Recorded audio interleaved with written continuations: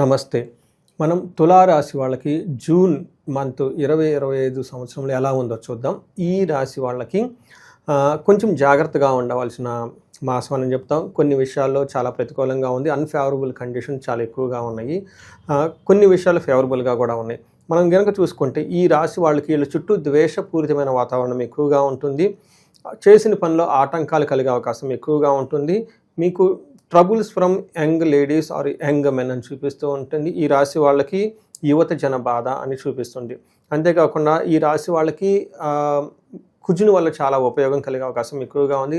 Real estate వాళ్ళు కానివ్వండి, లేదంటే రియల్ ఎస్టేట్ రిలేటెడ్ భూమి ఏదన్నా కొనాలా కానీ, బంగారం ఏదన్నా కొనాలన్నా కానీ చాలా విషయాల్లో బాగా కలిసి వచ్చే అవకాశం ఎక్కువగా ఉంది. సో ఈ ఒక్క ఆటంకాలు కలిగే అవకాశము, ద్వేషపూరితమైన వాతావరణం ఎక్కువగా ఉంది.